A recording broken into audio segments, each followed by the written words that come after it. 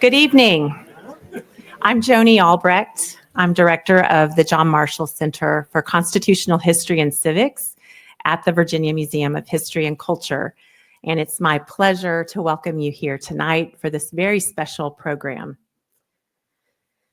I'd like to offer a special welcome to students from Maggie Walker Governor's School who are with us tonight, and their teacher, Sam Olmschneider, who is also their We the People coach.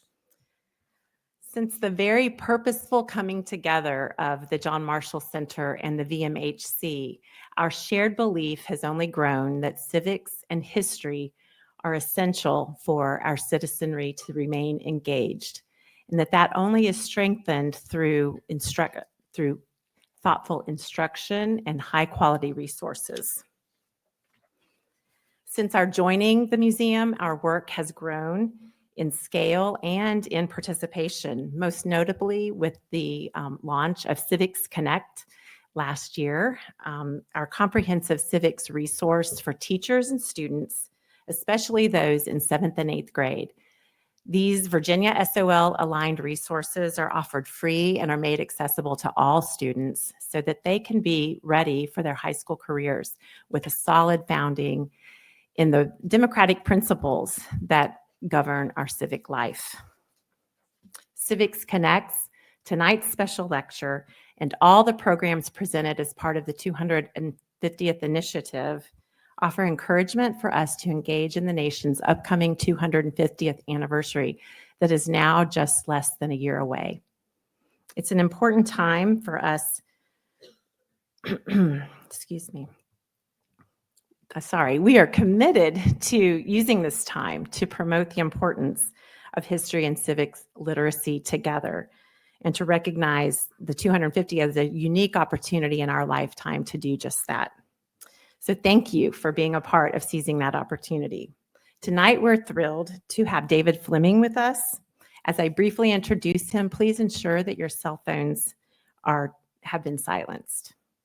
David Fleming is a senior writer at ESPN. During the last 3 decades at Sports Illustrated, ESPN the magazine, and ESPN the network, he has been one of the industry's most prolific, versatile, and imaginative writers. Fleming's unique work has earned numerous national awards, as well as a handwritten note from the White House. He is the author of several books, including Breaker Boys, the NFL's Greatest Team, The Stolen 1925 Championship, and tonight's book of focus, Who's Your Founding Father? One man's epic quest to uncover the true Declaration of Independence. Thank you for your support of the VMHC and the JMC, and for joining us tonight for this very special 250th Marshall Scholar Lecture and very timely discussion. I believe that John Marshall would approve of a Duncan of Tom Jefferson. So please join me in welcoming David Fleming. Thank you. Appreciate it. Hi, everybody.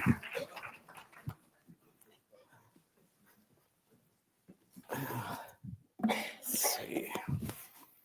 Wow, what a great crowd. This is amazing. I know that I live in North Carolina, Davidson to be specific, and I know that our 2 states have argued over this topic for almost 250 years. But I would have to say, as far as crowd sizes go, Virginia is winning right now. And I really appreciate it. I wanted to say thank you to Joni and to the Marshall Center for having me here. It's a very gracious invitation.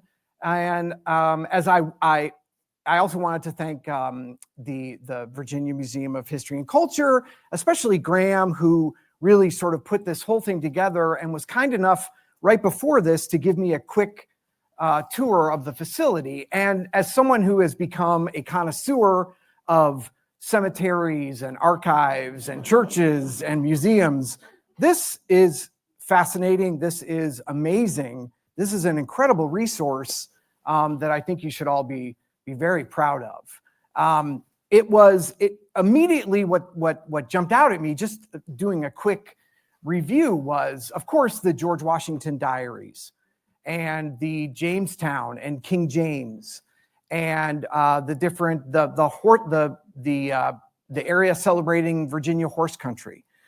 And I realized right away that maybe we aren't enemies after all, because these are all things that connect to the book and connect to the MecDec story, and of course to Thomas Jefferson and all of our sort of 250th history. I think we also have, I'm not sure, one or more descendants of the MecDec signers in the audience. Is anyone here tonight?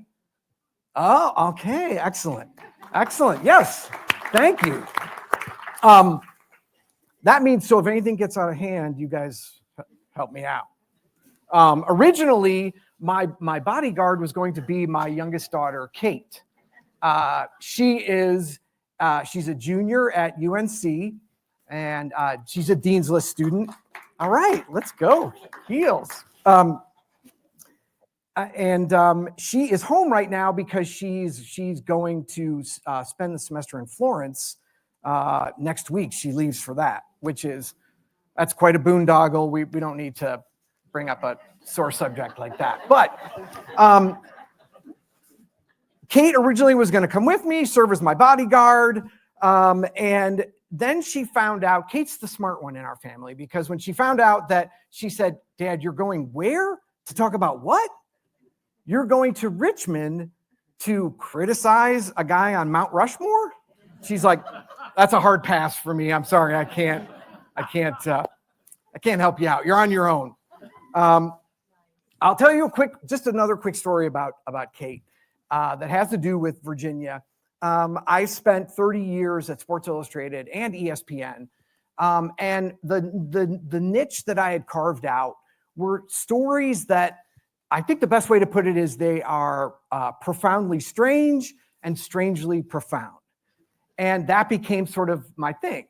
And one of the last times I was in Virginia on an assignment was for a Steph Curry piece. And I had found out through talking to Steph that everyone in his family had learned to shoot on a rickety old hoop that his grandpa put up on a light post in Fort Defiance. And so I traveled from Davidson up to Fort Defiance. Am I saying that right? Is that the right? Yeah. Up to visit his grandfather is passed away, but his grandmother was still there. And I wanted to see this hoop that's still on this street post that changed NBA history. So I drive up there, I talk to the grandma, she tells me all these different things. I explained to her that this is going to be a cover story and that I'm going to see Steph in a couple of days. And she said, "If he finds out that you came here and didn't buy, there are some local barbecue potato chips that he loves more than anything. And if he finds out that you were here and you didn't buy chips and take them to him, he probably will cancel the whole interview and the cover story." So I said, "Thank you so much. I need all the help I can get." So after we talked, I bought 3 bags of these chips, the last 3 bags that were on the shelf. Then I drove home through the night. I put the potato chips on the kitchen counter. Oh, so you guys, okay, so you all have daughters, I assume. I pass out, I wake to the sound of crunching. And I come out, and Kate and her sister Allie, their faces are covered in barbecue dust, and they're saying, "These are the best chips I've ever had, Dad." So luckily, I salvaged what I could. I took that to Steph. I explained the situation, and he proceeded to still eat the chips that he had to share with my daughters. And if you look closely at the cover, they shot him in his home white jersey uniform, but they had to stop the photo shoot, and these things cost tens of thousands of dollars. They had to stop the photo shoot because he kept running over to eat the barbecue chips and then he would wipe it on his white pants. So that photographer has not spoken to me since. Kate is also related to this story and this book in another very significant way. She's in the chapter where we went to UVA for one of her college tours, but it was at Kate's elementary school about 10 years ago when she was out on the playground. I had come there to pick her up, and I had to wait for her in the lobby of Davidson Elementary School. And I noticed on the North Carolina flag that was hanging in the lobby that the date on the top of the North Carolina flag was May 20th, 1775. And for somebody who those kind of things just are, they stick out to me. It's a blessing and a curse. And I wondered, why would the state flag of North Carolina have a date on it that would boast an event that took place 14 months before we even declared independence as a country? So, of course, I went home and I Googled this. And I have been obsessed and down this rabbit hole literally since the moment I found out about this MecDec story, which for someone who lives for these kinds of stories, imagine for me, it was like discovering that the Boston Tea Party was a secret, that people didn't know about it. People needed to be educated about it, that people had not honored and celebrated this part of the revolutionary story. And so I have Kate to thank for all of that. So she is dismissed from bodyguard duty. But even then, I was still skeptical. If you begin to think about the MecDec story and you begin to research it, you know that 11 US presidents have acknowledged and honored the MecDec, 5 of them in person, that they used to get crowds in Charlotte of 100,000 people to celebrate MecDec Day. MecDec Palooza is what I think it's called in the book. That a whole host of modern historians, including David McCullough, Cokie Roberts, Andrew Roberts, Ken Burns, and even George Will, sort of confirm and acknowledge and celebrate the MecDec as the first time in America that men sort of declared that they were free and independent from England. But I was still a skeptic. And really for me, the first time that I learned of this story and when I decided I was going to be all in was when I went to Quincy, Massachusetts, to the John Adams Museum and Historical Site, and discovered and then read through these incredible exchanges between John Adams and Thomas Jefferson about the Mecklenburg Declaration of Independence. It just knocked me off of my seat. So the first thing I'm going to do is I'm going to just summarize, because again, I know the audience. I know which declaration you favor, but I'm going to just summarize, and then I will read to you one of John Adams' first letters to Thomas Jefferson, where he discovers the MecDec.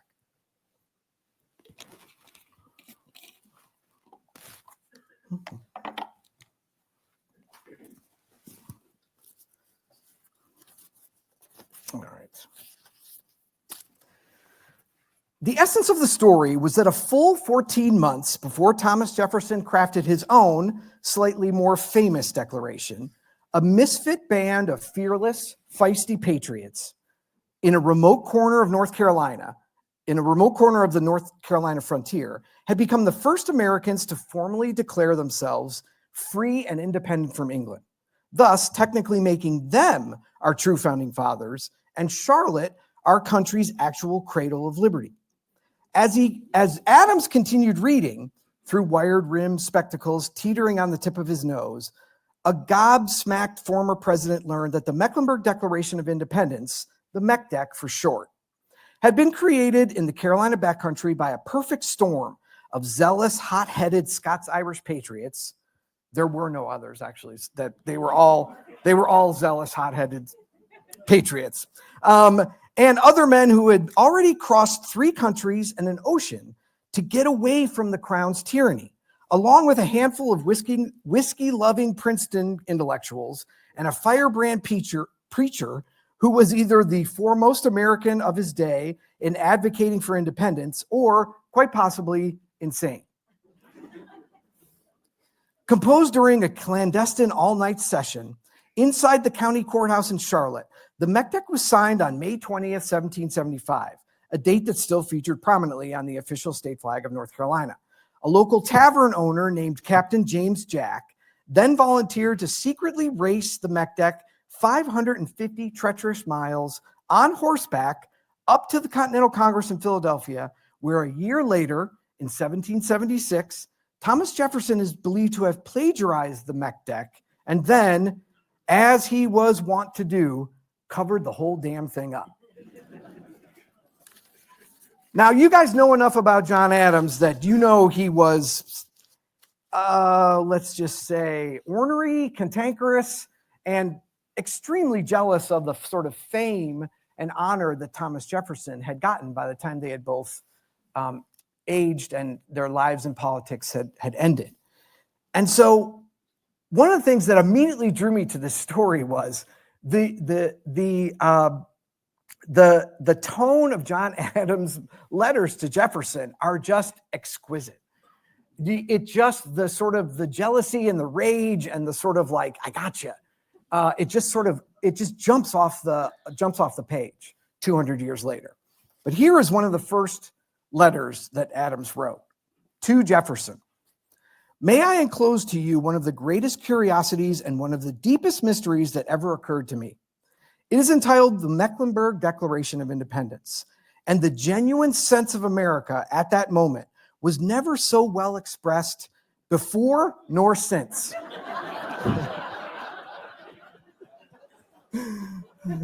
How is it possible that this paper should have been concealed from me to this day? Had it been communicated to me in the time of it, I know, if you do not know, that it would have been printed in every Whig newspaper upon this continent. You know that if I had possessed it, I would have made the Hall of Congress echo and re-echo with it 15 months before your Declaration of Independence. Oh, what a poor, ignorant, malicious, short-sighted, crapulous mass is Tom Paine's common sense.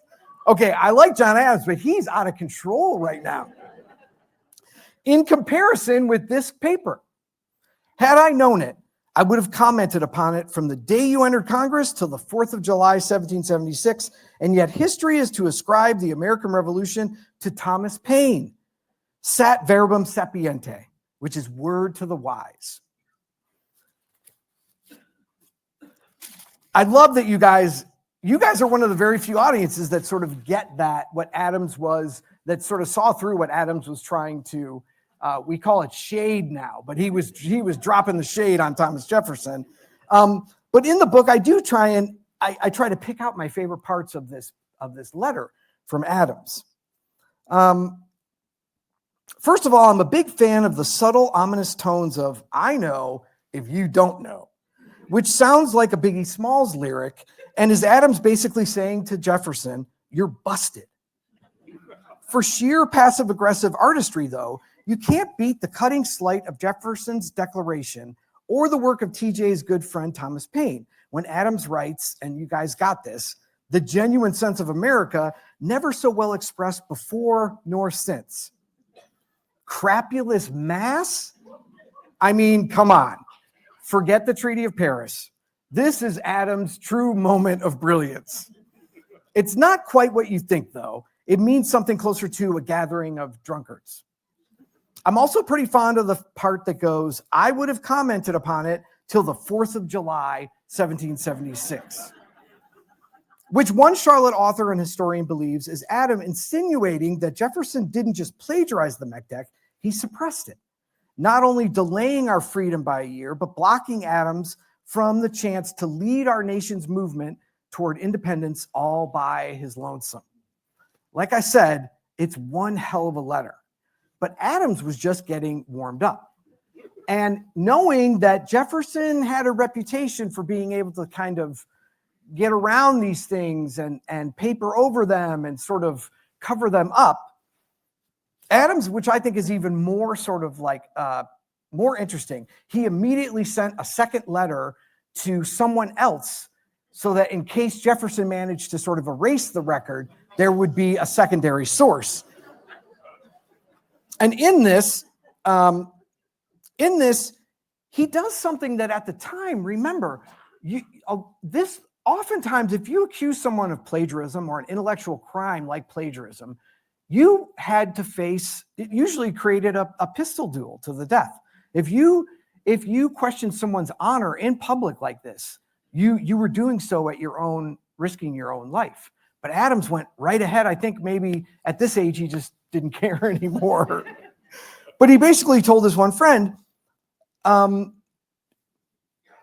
could not help enclosing it immediately to Mr. Jefferson, who must have seen it in the time of it, for he has copied the spirit, the sense, and the expression of it verbatim into his own declaration of the 4th of July, 1776. So that's pretty intense, right? This is where I often like to put a little pin in the discussion because I love the controversy. My agent loves the controversy because it sells books. And it is really interesting, right? To think that we've been arguing over the validity of this document and what it means in relation to the Declaration of Independence for forever. But in the spirit of celebrating our country's 250th, and not just the MecDec's 250th, I do think so. I wanted to put a pin in the conversation and just sort of give you a little bit of backstory about the men who created this document, because I think they have been forgotten by history, and they did play a key role in not just declaring independence, but winning our independence. I think the Southern campaign, and especially North Carolina and Charlotte's role in the Southern campaign of the Revolutionary War has been forgotten. Even though, and we all know, right, I'm guilty of this too, Cornwallis ended up in Yorktown, where he, facing the French Navy and being his troops decimated. That's where the war essentially ended. That's usually kind of the length of it, or the most of what we know.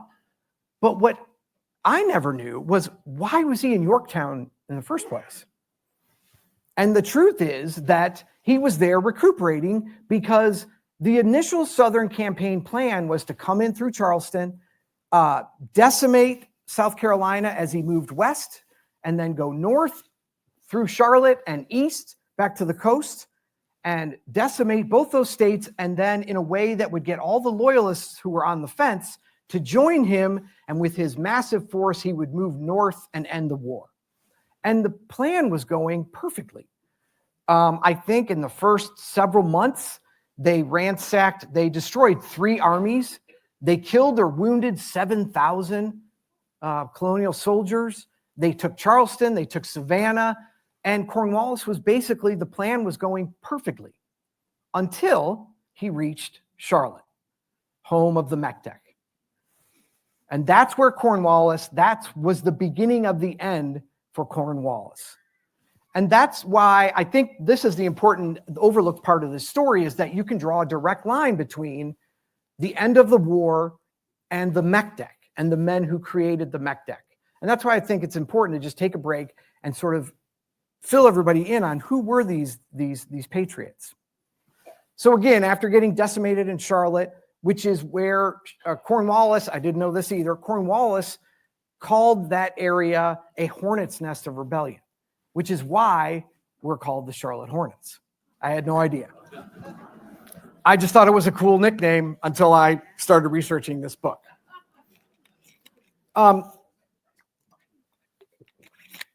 Okay, I will try to get through this. So I mentioned the Jamestown. So King James liked to colonize things. And one of his plans, he couldn't fix Ireland. And so one of his other plans for colonization was he was going to fix Ireland from the inside out. And so he started moving and offering this great deal to Scots, lowland Scots, to move to Northern Ireland, which eventually was called the Ulster Plantation. Of course, these Scots had already been under the tyranny of the king and the crown for generations, but they were skeptical, but it couldn't get worse for them.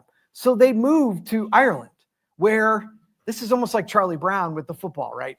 Where they were starved, taxed to death, and persecuted for their religion.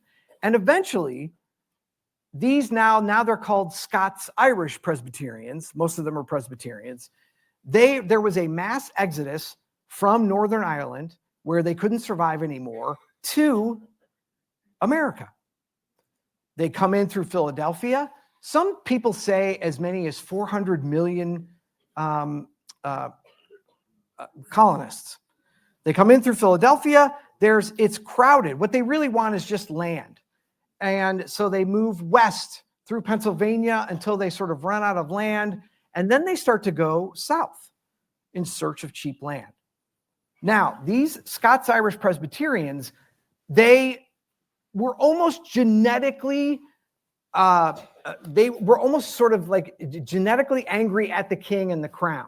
Now, they've been kicked out of Scotland. They've been kicked out of Ireland. They've traveled an ocean. They've been pushed to the side of Pennsylvania. And now they come all the way down the colonial frontier, and they settle in Charlotte. And they go there because they want to be left alone. Of course they want inexpensive land, but they want to be left alone. They don't even want to hear the word king or crown or any of that. And when they get there, what happens? They get the Stamp Act is one of the first things that they get hit with. But for the men, the Scots-Irish Presbyterians, who believed that fighting against tyranny on earth was the highest form of obedience to God. So their religious doctrine is literally, let's fight. We honor God by fighting against mortal men who think that they rule the earth. So they get to Charlotte, they think they're going to be left alone, they get hit with the Stamp Act. I think one thing that most historians miss is England started taxing, this was sort of the deal breaker. They started taxing rum.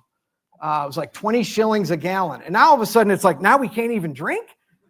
So they're on the verge of losing it. And then the crown hits them with the Marriage and Vestry Acts, which said essentially your marriage and your children are not authentic unless they're married by an Anglican priest. The catch was, in the colonial frontier, an Anglican priest would come through maybe once a year. And so what they were left with was a situation where, according to the crown, they had traveled, 3 continents, an ocean, and come all the way down to Carolina, only to be told that whatever they can create for themselves in the dangerous frontier, their children lawfully won't be able to inherit it. And by the way, in the eyes of the crown, they'll also be sort of condemned to hell for eternity. And so I do get a lot of people who say, oh, what would these farmers on the colonial frontier know about freedom and independence? Why would they be the first to declare? And once you start to learn and put the Scots-Irish Presbyterians in context, you start to understand that it would have been much stranger for these men to have not declared independence, to just bite their tongue and say, yes, sir, we'll do whatever you tell us. That just was not in their nature. That's one of the things I love about this group. They weren't going to sort of like hide. They weren't going to back down. They had decided, we're going to put it in writing and we're going to send it to the king. And it's like, bring it on. Like we're stating our purpose and we're moving on from there. And it was part of that spirit, right, that helped these same men, many of the same men who drafted the Mecklenburg Declaration, put down their pens and picked up their rifles. And they were the first to get Cornwallis to retreat on his way through the Southern campaign. So I think that's important to step away from the controversy, to understand no matter what you think of this document, its authenticity and whether Jefferson borrowed from it. Look, I'm already talking like a Virginian. How about that? It's important for all of us, right, to honor at least the sort of the bravery and the patriotism of these MecDec signers.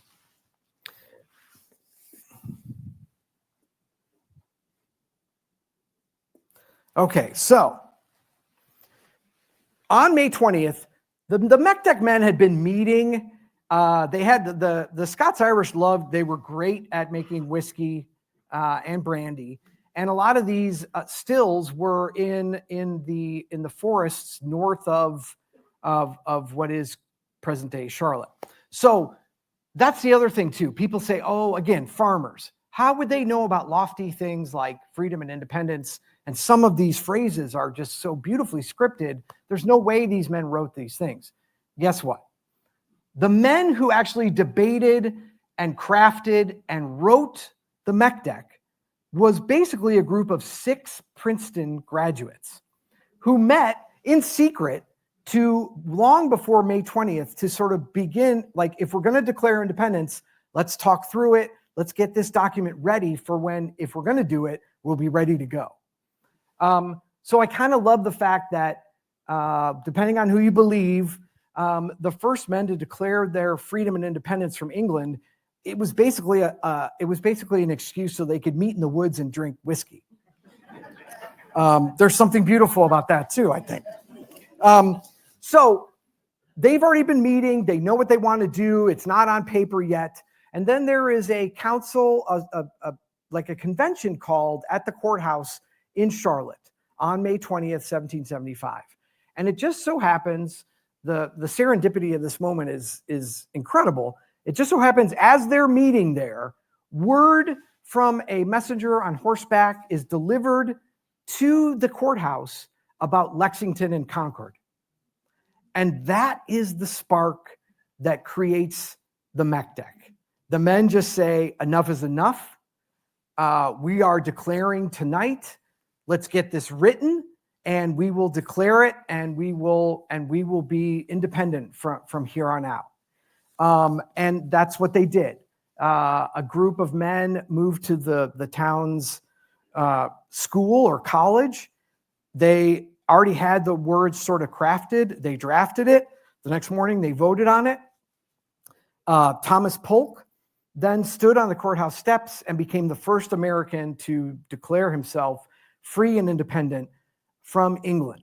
And another part of the story that I just adore is that they were so new to this kind of thing.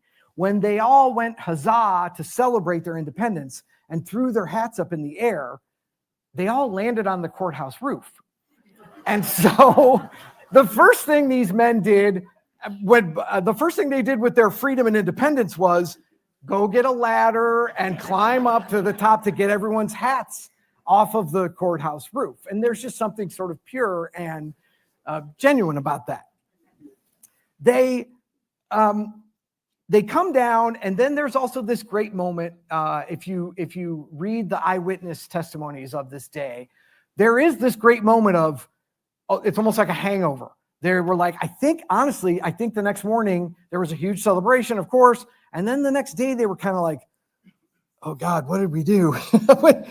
Are we independent now? And what do we do with this document? So of course they walk down to the local tavern. They find a guy behind the bar who was a militia captain. His name is Captain James Jack. And Captain James Jack agrees to take 4 copies of the MecDec and ride it 550 miles to the Continental Congress in Philadelphia, knowing that if he's caught, he'll be hung for treason. These are treasonous words. This is against the crown, that he is fully risking his life. Captain Jack agrees to do it.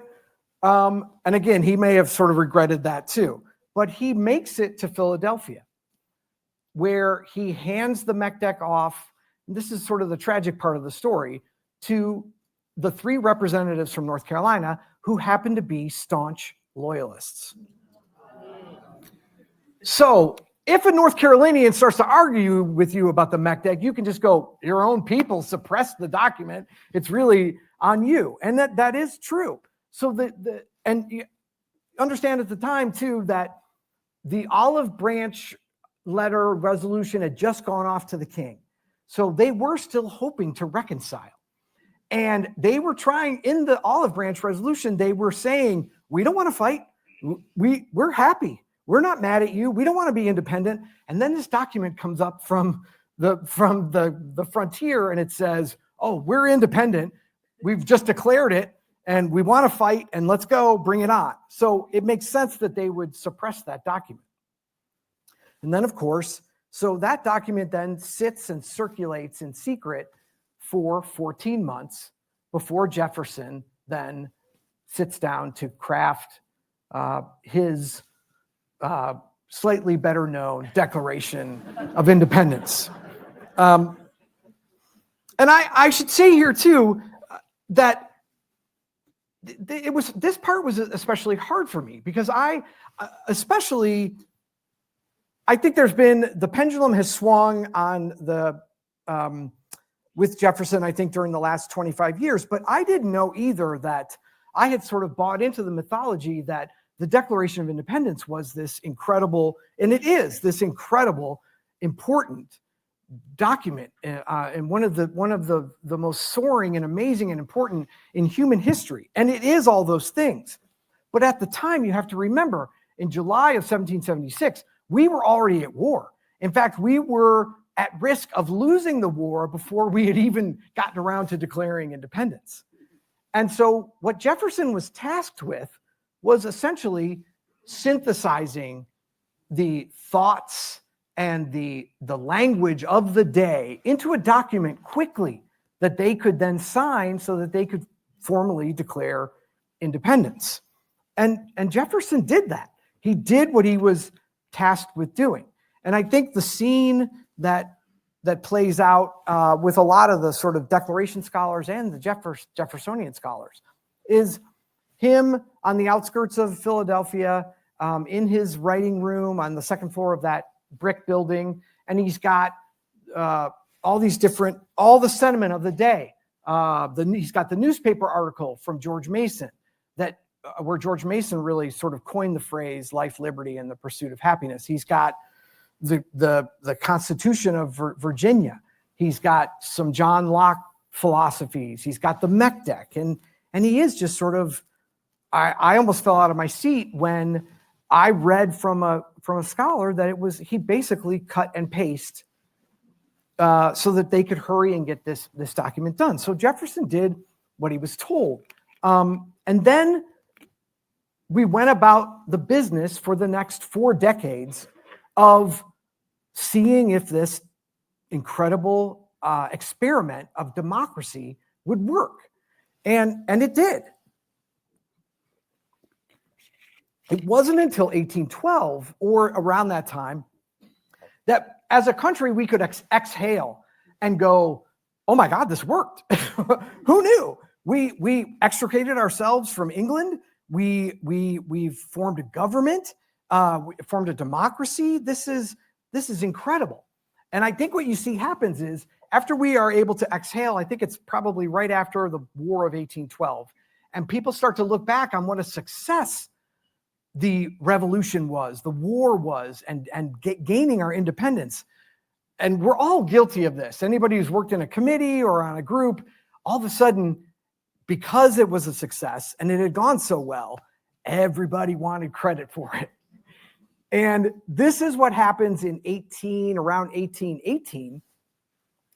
Forgive me, but Virginia, in the halls of Congress, the representatives there began to essentially take credit for everything that happened in the revolution. I think they took credit for the language. They took credit for the spirit. They took credit for the fighting. They took credit for the success. They took credit for the food. I think they took credit for the outfits. And and what happened was someone from North Carolina raised their hand and said, hello, Virginia, we declared independence 14 months before anybody else did. We want some of the credit too. And the rest, they say, as they say, is history.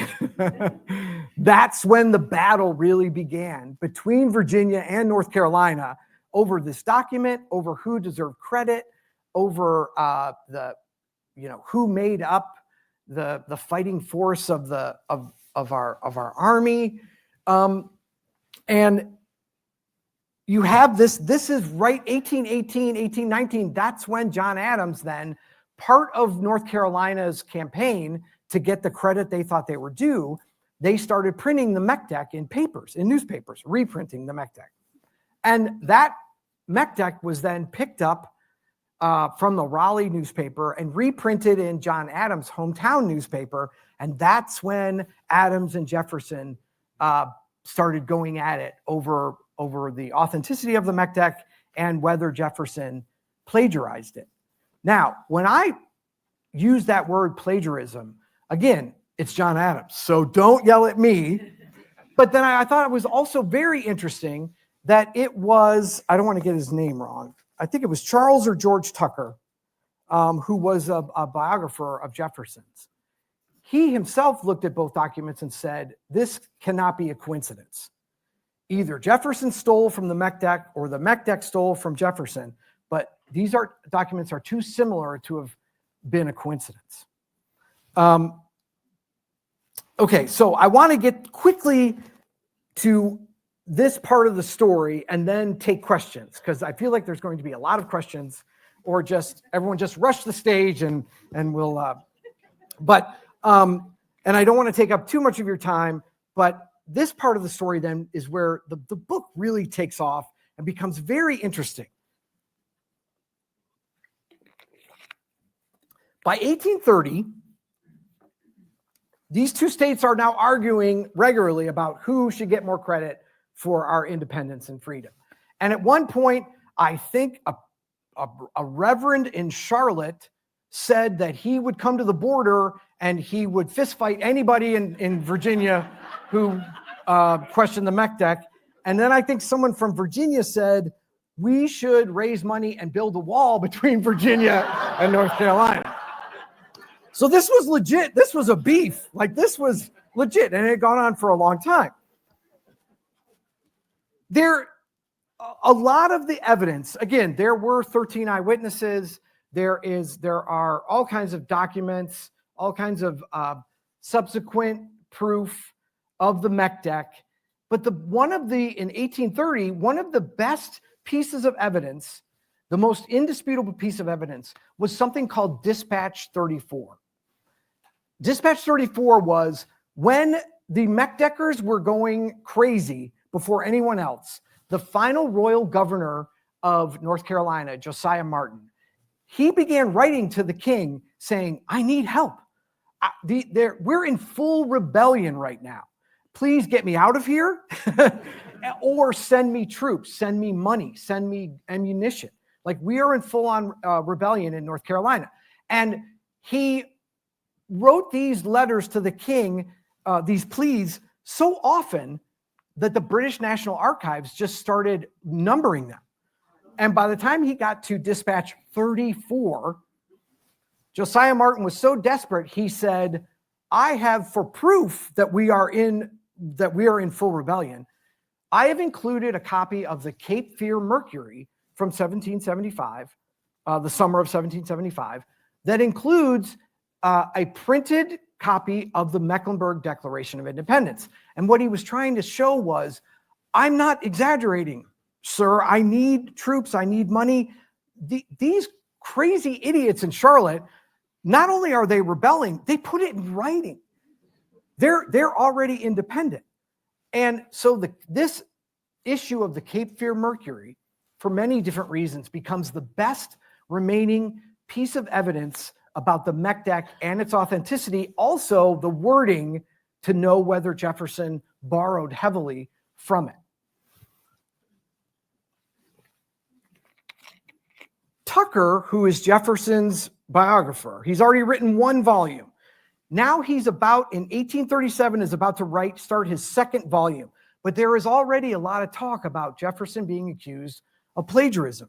And Tucker wants, before he commits to the second biography, he wants to make sure that Jefferson is his record's clean, that he's not going to get taken down with him.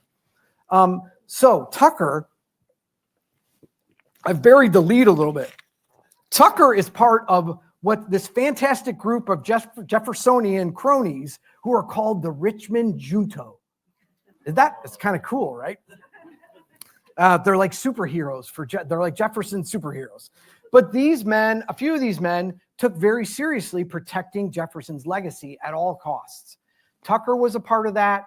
Attorney General William Wirt was a part of that. And Tucker reached out to another member of the Richmond group, the Richmond gang, Alexander Stevenson, who was the ambassador to England stationed in London.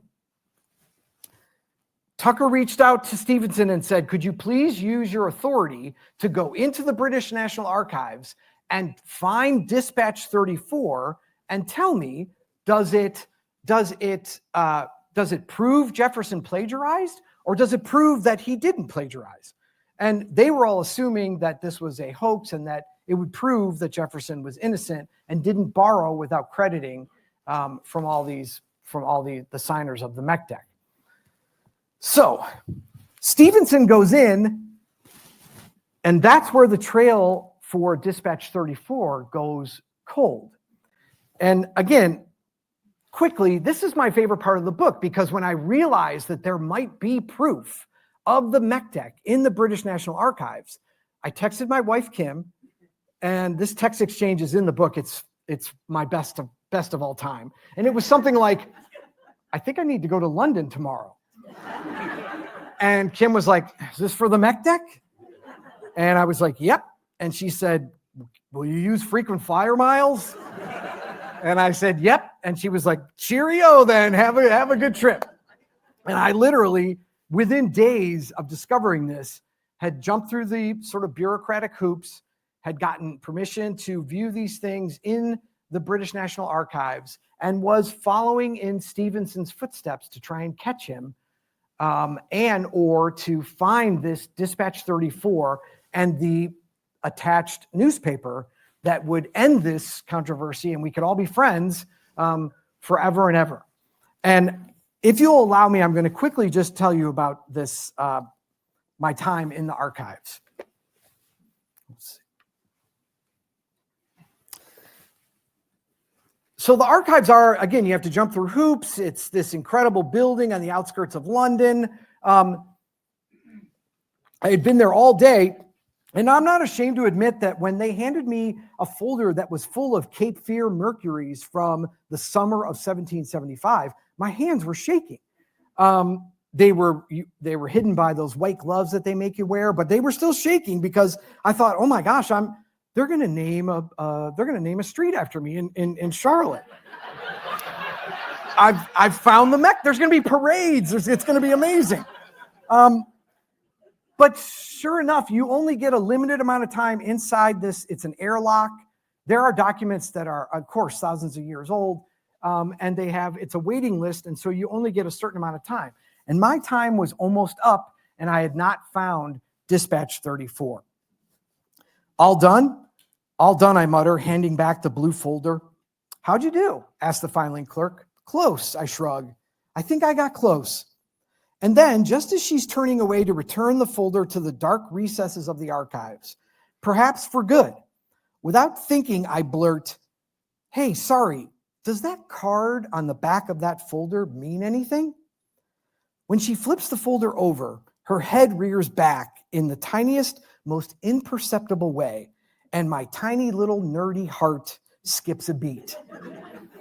It's a code directing to another file, letters that are probably too rare for regular access, she says, tearing the card off of the back of the folder and handing it to me. Then, directing me toward the other side of the room with a nod and an optimistic smile, she says, type it into the terminal, see what comes up, but be quick about it. We're closing soon. And you're welcome for not trying to do a British accent, but that's imagine that in a British accent. I think it's safe to say that no one, perhaps in the entire history of the British National Archives, has ever moved as fast across that building. In a flash, I'm at the computer desk, leaning over the top of the chair to punch in the code without wasting time by sitting down. The internet here operates like it was installed by George V, so it takes what feels like forever, an eternity, to process my request. But when the page does finally refresh, there it is, beaming in front of me with all the majesty of the crown jewels. Dispatch 34. Having pretty much memorized the contents of Josiah Martin's 1775 letters and not knowing exactly how long I have before security runs me out of here, I move with purpose to the end of the document, searching for the payoff, the infamous enclosed newspaper containing the MecDec. Come on, I whisper, trying to will it into existence. Come on, come on. But the file is empty. After all this time, after coming all this way, the Cape Fear Mercury that's supposed to be attached to Martin's Dispatch 34 is simply nowhere to be found. What remains in its place, though, turns out to be far more shocking. On the backside of the final page of Dispatch 34, written in thin pencil and nearly obscured by the yellowing paper and the ink bleeding through from the previous page, there's a faint two-line communique left by a 19th century archivist.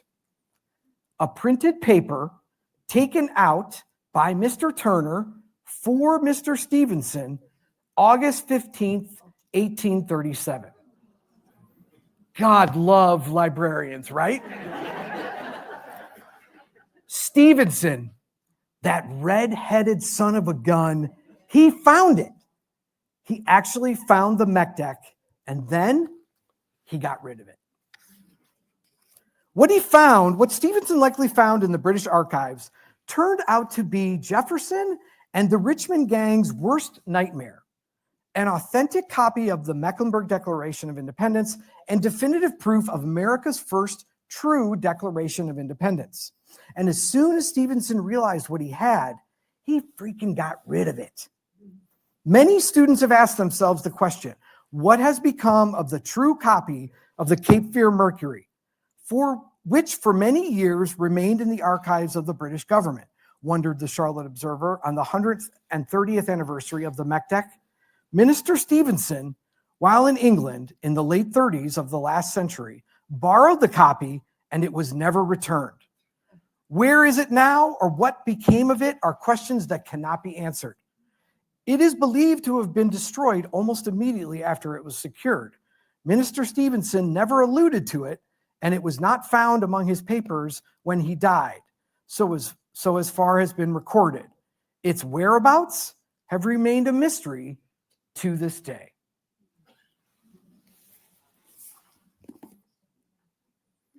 Pretty good timing right there. All right. So that quickly is, thank you.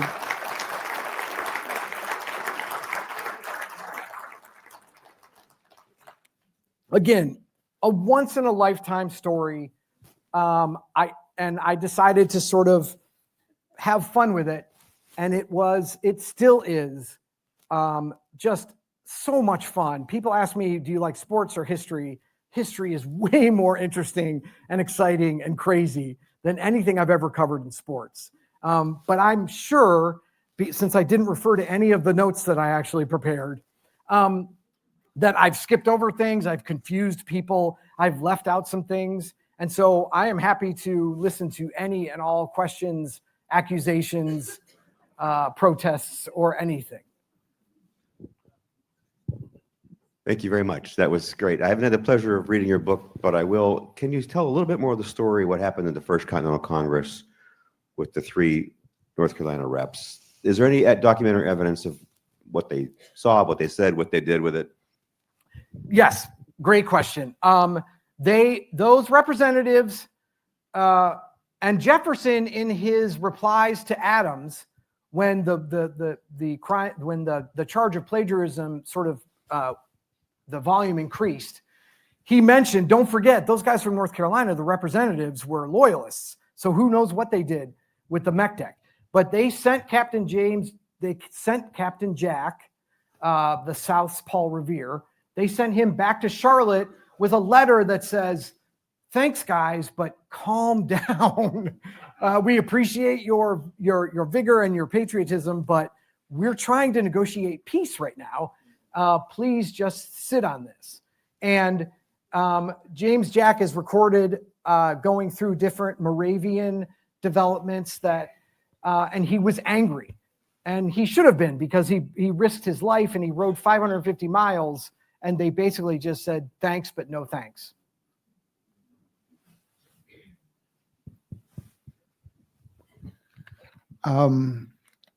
Now, from what you're saying, this document was a group of individuals in the Carolinas that said, "Okay, we're free." So that could not be an American Declaration of Independence. Only the Declaration of Independence that we honor had all 13 colonies signing it. So that is the only true Declaration of Independence. So, all right. That's what I came here for. No, that's a very good point. It's a very good point. And you can't argue that the MecDec folks, their document, they were free and independent. I think the wording, you're absolutely correct. I think the wording in the book is the first American declaration, the first men in America to formally declare independence. So it's a little bit of workaround on my part. You're right. Samuel Adams declared. Samuel Adams, prior to the date that you're quoting there, you're saying that an individual stood up on the courthouse and said, "Hey, we're free." Samuel Adams did that way before that. Him and his group, Paul Revere and the rest of them did that before that. So he's not the first one. This was in writing, though. The Mecklenburg Declaration was an actual document that was signed by the 27 men.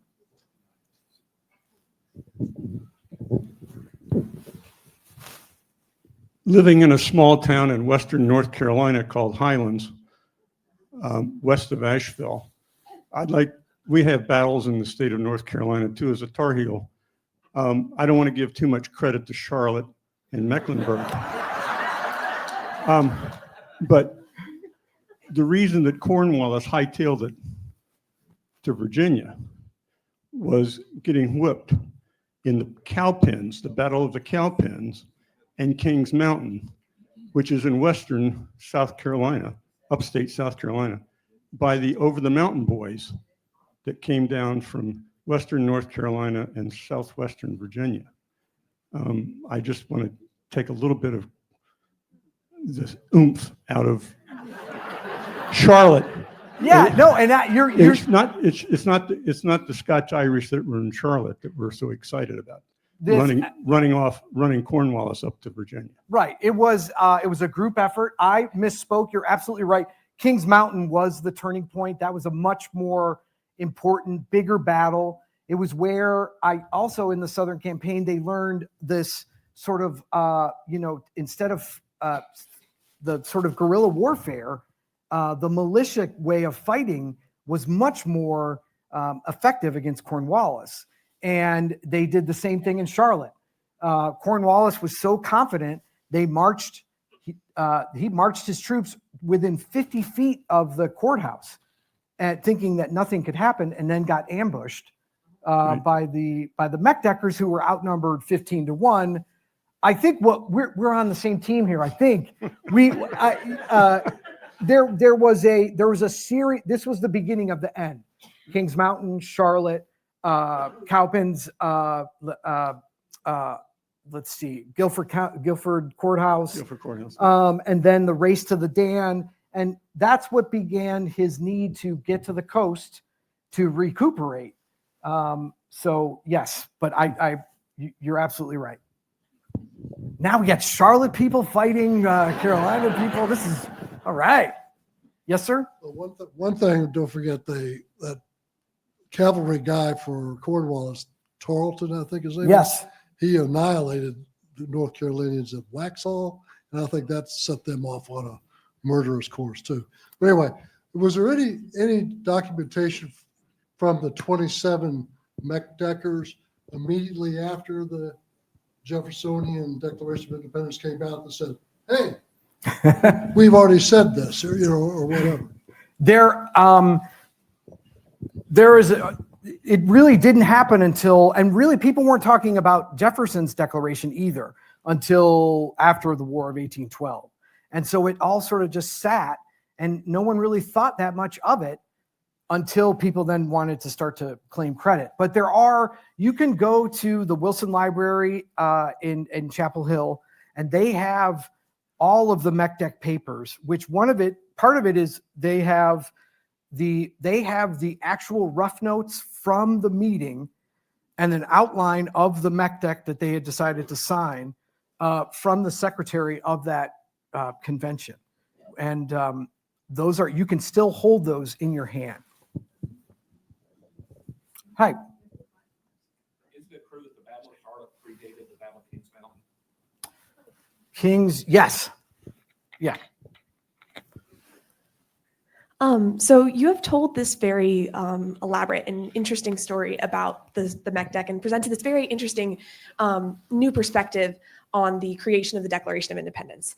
And so I would just like to inquire as to in what ways that you feel the story is most applicable in the modern day, most relevant. Why should people today care about this story?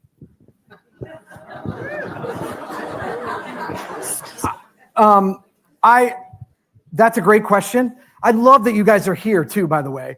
And thank you for being here. I would say that I love that question, and I regret not mentioning this during my talk. One of the really nice things that you learn when you study history is that we're going to be okay. The rhetoric between Adams and Jefferson makes what's going on today seem lame.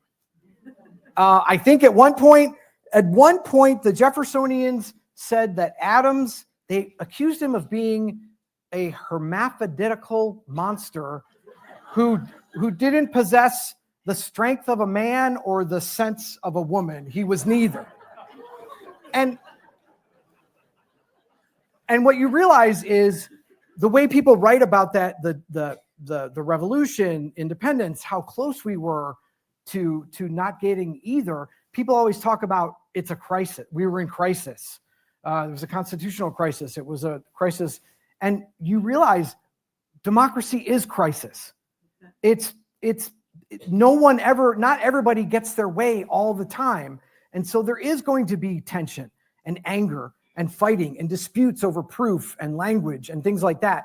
And it really helped calm my nerves working on this book to realize that this is cyclical.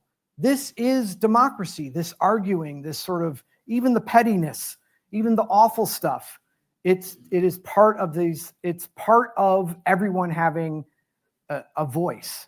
And so I do think it's applicable today in that, again, celebrating the 250th and making sure to honor the entire story, right? I think that was the other thing I learned.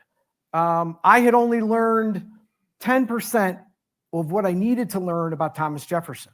And what I was most angry about was not that I didn't get to learn all the layers of Thomas Jefferson.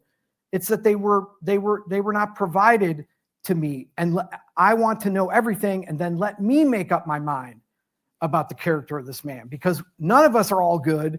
None of us are all bad. There are layers to us, especially with Thomas Jefferson. What's applicable today is that it's like, tell us the whole truth and let us decide.